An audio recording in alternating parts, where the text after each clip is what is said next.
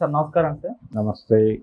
Sir NTR గారు and Prashanth Neel గారి combination లో రాబోతున్న ఆ సినిమాకి సంబంధించి ఒక క్రేజీ అప్డేట్ అయితే ఇచ్చేసారు సార్. ఈ సినిమాకి సంబంధించిన రిలీజ్ డేట్ మరి నెక్స్ట్ ఇయర్ రిలీజ్ అని అంటున్నారు, 25th జూన్ సంబంధించి.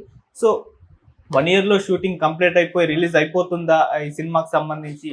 ఆల్రెడీ ఎన్టీఆర్ గారు కూడా పార్టిసిపేట్ చేశారు. మరి తర్వాత కూడా ఇంకొన్ని సినిమాలు మన దేవర 2 చేయాల్సి ఉంది. మరి ఈ గ్యాప్ లో ఇది అయిపోతుందా అసలు సినిమా? అంటే కొంత డౌట్ ఆడియన్స్ లో ఉంది. అంటే రిలీజ్ డేట్ లో అనౌన్స్ చేస్తున్నారు కానీ ఆ టైం కి సినిమా రిలీజ్ అవ్వట్లేదు అని ఒక అసంతృప్తి అయితే ఆడియన్స్ లో ఉంది. ఈ సినిమా విషయంలో ఏం జరగవచ్చు అంటారు సార్?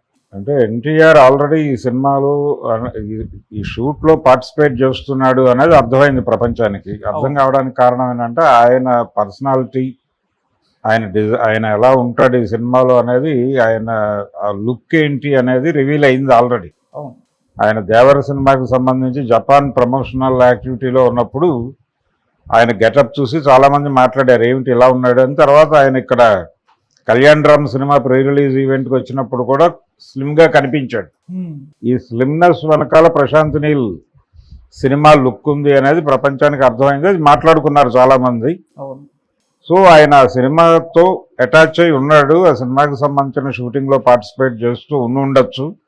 అది జరుగుతుంది. అంటే చాలామందికి తెలియని విషయం అంటే ఈ మధ్య కాలంలో చాలా సినిమాలు మేజర్గా ఎక్కువ మ్యాట్ షూట్లే జరుగుతున్నాయి, స్టూడియో బేస్డ్ షూట్సే జరుగుతున్నాయి. కాబట్టి ఈ స్టూడియో బేస్డ్ షూట్స్ హీరో గారు ఎప్పుడే వస్తే అప్పుడు ఏమేం చేసేయాలో అన్నీ చేసేసుకుని పంపించేస్తున్నారు. అలా షూటింగ్ వేగంగా జరుగుతున్నటువంటి ఒక పరిస్థితి ఉంది. కాకపోతే దీనికి సంబంధించినటువంటి రెండరింగ్ గొడవలు, ఇతర కంప్యూటర్ బేస్డ్ హడావిడికి సంబంధించిన డిలే అవుతోంది విపరీతంగా. ప్రతి సన్నివేశాన్ని వాళ్ళు చిత్రిక పట్టాలి, బ్యాక్గ్రౌండ్లతో సహా అంతా నడపాలి. ఆ వర్క్ హెవీ అయిపోతుంది. అది సినిమా చివరి వరకు చెప్పలేనటువంటి పరిస్థితికి దారితీస్తోంది. అయితే వీళ్ళు ఒక టార్గెట్ పెట్టుకోవాలి, ఒక టార్గెట్ పెట్టుకుని ఆ టార్గెట్కి కంప్లీట్ చేయాలి అనేటువంటి ఒక ఫోర్స్తో నడిస్తే తప్ప పని అవ్వదు. అయినప్పుడు మనం చెప్దామంటే కుదరదు. ఒక టార్గెట్ పెట్టుకోవాలి, ఒక డేట్ చెప్పి ఆ డేట్కి రిలీజ్ అనుకుంటే అవుతుందా లేదా అనేది వేరే గొడవ. కాకపోతే ఆ డేట్కి రష్ అయితే ముందు అయితే అవుతుంది, కాకపోతే కొంచెం డిలే అవుతుంది. ఒక 15 రోజులు 20 రోజులు అటు ఇటు కావచ్చు, దాన్ని మేకప్ చేసుకోవచ్చు. కానీ ముందు అసలు ఒక టార్గెట్ పెట్టుకొని ముందుకెళ్లాల్సినటువంటి అవసరం ఏ ప్రాజెక్టుకైనా ఉంటుంది. అందులో భాగంగానే వీళ్ళు కూడా ఒక రిలీజ్ డేట్ అనౌన్స్ చేశారు. ఆ డేట్ సినిమా కంప్లీట్ అయిపోతుంది, మేము రిలీజ్ చేస్తామని కాదు, ఒక టార్గెట్ పెట్టుకున్నారు అంతే. వాళ్ళు ఎట్టి పరిస్థితుల్లోనూ వచ్చే సంవత్సరం జూన్ ఎండింగ్కి సినిమాని ఆడియన్స్ ముందుకు తీసుకురావాలి అని అనుకుంటున్నాడు ఆయన. అనుకుని ఆ దిశగా పని జరుగుతోంది. అది నిలబెట్టుకోగలరా లేదా అనేది చర్చ అనవసరం, అప్రస్తుతం. వాళ్ళు వాంటెడ్గానే తమకి తాము ఒక గోల్ ఫిక్స్ చేసుకోవటం అవసరం అని ఆ దిశగా ప్రయాణం జరుగుతుంది. జరిగిన తర్వాత అప్పుడు కావాలంటే ఒక 10 రోజులు అటు కావచ్చు, 10 రోజులు ఇటు కావచ్చు. ముందు సినిమా యాక్టివిటీ నడుస్తోంది, అది హ్యాపీ. అంతకు మించి దీనిలో ఎక్కువ లోతులకు వెళ్లాల్సిన అవసరం లేదు. చాలా సినిమాలకు సంబంధించి జరుగుతున్నది ఇదే. పర్టికులర్గా పాన్ ఇండియా మార్కెట్ లేకపోతే ఇంటర్నేషనల్ మార్కెట్ని టార్గెట్ చేస్తూ నిర్మాణం జరుపుకుంటున్నటువంటి భారీ సినిమాలన్నీ. కాకపోతే ఈ సినిమాకు సంబంధించి అతను లుక్ రివీల్ అయిన తర్వాత విషయం అర్థమైంది ఏంటంటే, ఇప్పటి వరకు చూస్తున్నటువంటి ప్రశాంత్ నీల్ తరహా సినిమాగా ఇది ఉండకపోవచ్చు అని. అంటే మాఫియా బ్యాక్డ్రాప్లో నడుస్తుంది. మాఫియా బ్యాక్డ్రాప్ అనగానే మనకి కలకత్తా బేస్డ్ కథ అని కూడా అంటున్నారు. కలకత్తా అనేది మాఫియా క్యాపిటల్ ఒకప్పుడు. వేటూరి సుందరరామూర్తి గారు చూడాలని ఉంది సినిమాలో చిరంజీవి గారి కోసం రాసిన పాట ఉంది కలకత్తా నేపథ్యంలో. ఆ పాటలో ఆయన యమహా నగరి అని వాడతాడు. యమహా నగరి అని వాడటానికి వెనకాల ఆయనలో ఉన్నటువంటి ఉద్దేశం కూడా అది క్రైమ్ క్యాపిటల్ అని. ఆ తర్వాత బాంబేకి షిఫ్ట్ అయింది. మొదట ఇండియన్ క్రైమ్ క్యాపిటల్ కలకత్తానే. అందుకని అక్కడ ఆ పునాది మీద సినిమా నడుస్తుంది, మాఫియా లింక్ ఉంటుంది ఈ సినిమాలో అంటున్నారు.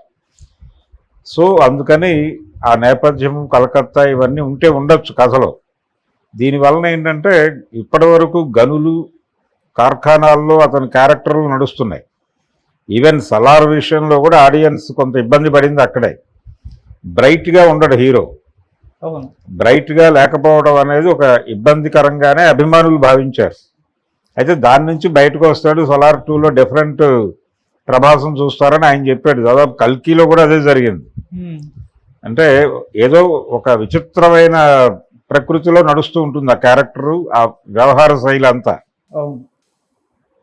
ఒక రానెస్ కనిపిస్తుంది అంతే తప్ప ఒక క్లియర్గా ఒక బిగ్ స్టార్ సినిమా సెలబ్రేటివ్ మూడ్లో కనిపించడు ప్రభాస్.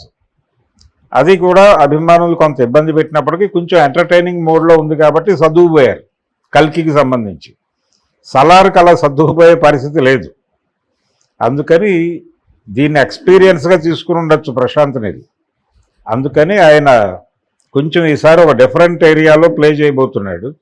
ఇది ఎన్టీఆర్కి కూడా అడ్వాంటేజ్గా మారచ్చు.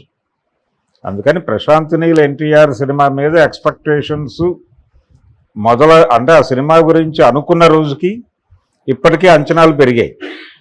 ఈ పెరగడానికి కారణాలు ఇవన్నీ. ఆయన గెటప్ రివీల్ అవటము, అలాగే ఇది మాఫియా నేపథ్యంలో జరిగేటువంటి కథ అని చెప్పడంతో కొంత ఆడియన్స్ రిలాక్స్ అయ్యారు.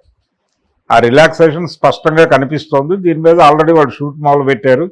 ఇప్పుడు తనకు కూడా ఒక ప్రెజర్ ఉంది. ఈ సినిమా పార్ట్ 1 కంప్లీట్ చేయాలి, దీని 2 ఉండొచ్చు. అవతల ఆయన కమిట్ అయినటువంటి సినిమా ఉంది, సలార్ 2 చేయాలి. సలార్ 2 చేయాలి, ఈయనేమో దేవర 2 చేయాలి. ఈ ప్రెజర్ ఇద్దరి మీద ఉంది కాబట్టి ప్యారలల్గా రెండూ జరుగుతాయి. దీంతో పాటు ఆయన ఇంకొక ప్రాజెక్టు KGF 3 అనేది కూడా ఒక మాట అనుకున్నారు యష్తో. అదొక ప్రాజెక్ట్ ఉంది అతని బ్రెయిన్లో. ఇలా ఇవి కాకుండా తర్వాత ఇంకెవరితో చేస్తారు, రామ్ చరణ్తో, ఇలా రకరకాల మాటలు వినిపిస్తున్నాయి. ఏది ఏదైనా ఒక రెగ్యులర్ యాక్టివిటీలో ఒక డైరెక్టర్ 5-6 సినిమాలు కమిట్ అయి చేయటం అనేది గొప్ప విషయం కాదు, గతంలో జరిగిందే. కాకపోతే ఇప్పుడు టెక్నికాలిటీస్ పెరిగాయి, టెక్నికల్ వ్యవహారాలు ఎక్కువ ప్రాధాన్యత వచ్చేసరికి ఆ ఏరియాలో గ్యాప్ వచ్చేస్తుంది సినిమాలకి. అక్కడ వర్క్ హెవీ అయిపోవడం చేత అక్కడ వర్క్ వేగంగా జరగకపోవడం వలన వస్తున్నటువంటి ఇబ్బందులు. అందుకని ఒక డేట్ ఫిక్స్ చేసుకుంటే ముందు ఆ దిశగా ప్రయాణం మొదలవుతుంది. ఆ ప్రయాణం మొదలై దాన్ని వేగవంతంగా జరపడం కోసం డేట్, అంతే తప్ప అదేదో కమిటెడ్ కాదు. నేను చెప్పిన డేట్కి సినిమా రిలీజ్ చేసామని తర్వాత కావాలంటే చెప్పుకోవచ్చు ఒకవేళ ఆ డేట్కి అయితే. కాకపోతే హెవీగా ఉంది వర్క్ కాబట్టి డిలే అవుతుందని చెప్పచ్చు. ఏది చేసినా కానీ అడ్వాంటేజ్. టార్గెట్ అనేది లేకుండా పనిచేయటం అనేది కష్టం. అందుకని ఒక బౌండరీ లైన్ గీసుకుని వెళదామనే ఉద్దేశంతో అనౌన్స్ చేశారు తప్ప జూన్ అని. అది జూన్కి అయితే కావచ్చు, కాకపోనివచ్చు. రెండు వైపులా ఛాన్సెస్ ఉన్నాయి. Okay sir, thank you so much. Thank you.